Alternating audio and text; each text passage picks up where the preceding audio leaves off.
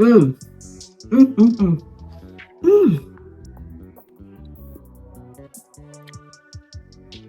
This is delicious.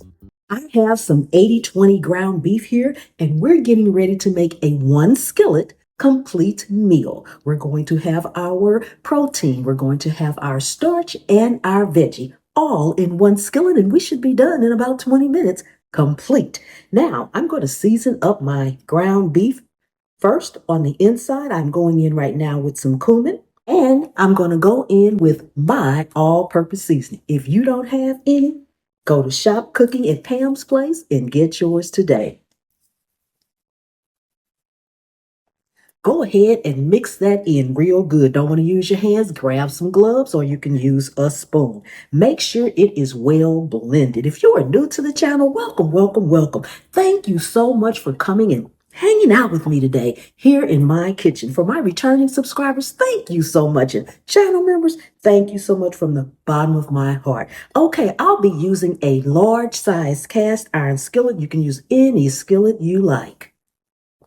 Once you get it all combined, go ahead and make them into patties. You can make the patties as large or as small as you like. I like mine kind of small to medium size. Go ahead and form your patties just like that and set them aside. So I'm going to get all these made up and we'll be right back. Now that we have our patties formed, we're going to go in again with some of my all-purpose seasoning. You want to season them up on the outside as well. Then we're going to head over to the stove. And although there's no specifics for this recipe, still, I'm going to go ahead and leave the ingredients and things down in the description of what I'm using. Go ahead and put your ground beef patties in the skillet. Don't overcrowd it. Put as many as you can get in there. They will shrink a little bit. Go ahead and put them in. Work in batches if you need to. Go ahead and let these cook on one side and we'll flip them over.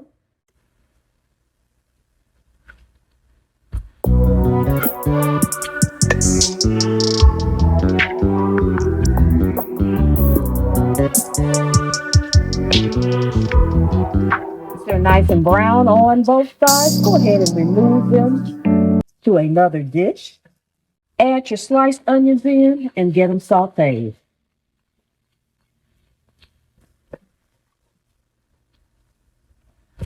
Now we're going to add some flour in so we can make our gravy. If you don't want to use flour, regular all-purpose flour, you can make my gravy, and I will leave a link down in the description for that as well, where it is flourless gravy. We're just going to cook this flour down just a few minutes along with these onions so that we can make a nice gravy for our French onion Salisbury steak meal. Make sure you cook that flour down at least 2 or 3 minutes to get that flour taste off of it. Now we're going to go in and add our beef broth.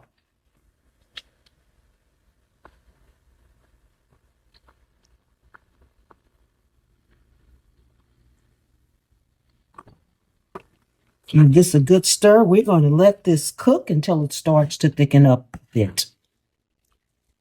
Adding in some garlic paste. You can add fresh garlic if you want. I just like the garlic paste. Make sure you incorporate that very well. And we're going to let this continue to simmer for a while. Probably about 5 minutes. So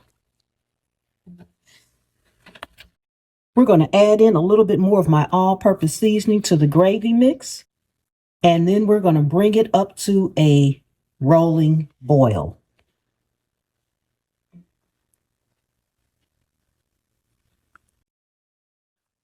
Once we come up to a rolling boil, we're going to add in egg noodles.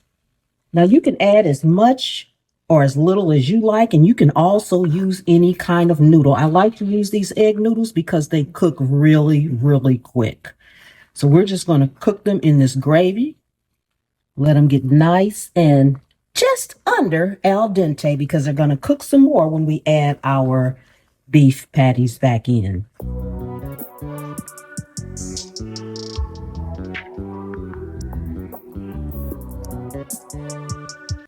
Once your egg noodles are just about al dente, go ahead and add in your peas.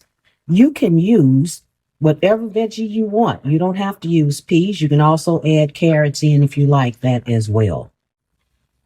We're going to simmer this for a couple of minutes.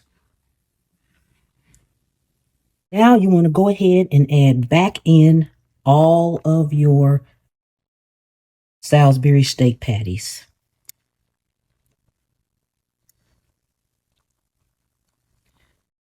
Including the juice in the bottom of the bowl.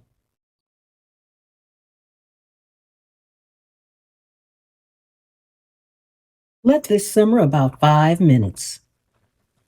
Okay, once your pasta is actually al dente, at this time you want to cut your stove off and just let it sit for about 5 minutes so it can settle down. We'll go to the next step. We'll be back.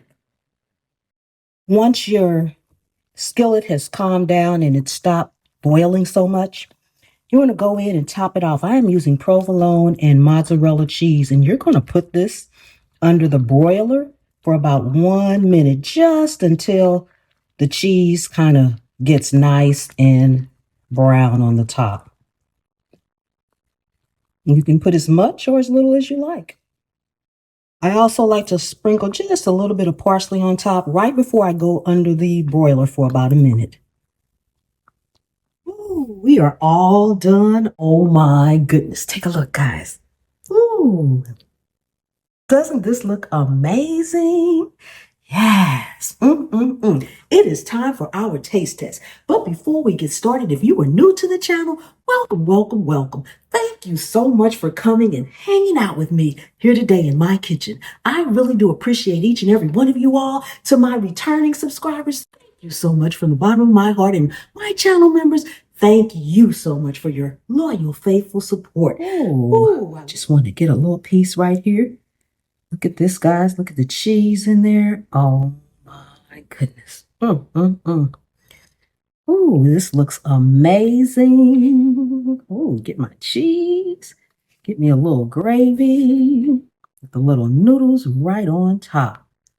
Oh. Ooh, look at that cheese. This, guys. Doesn't this look amazing? Oh my goodness. And it doesn't take long at all. Let us get a taste test. Oh, Gotta get a little bit of everything on here, and it is still piping hot. Look at it. Look at it, look at it, look at it. Oh my goodness.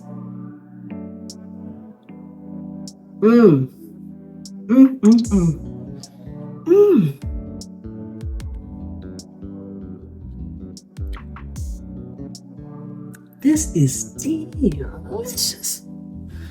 Ooh.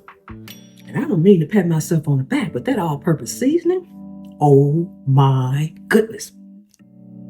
Oh, if you all make this, please let me know. You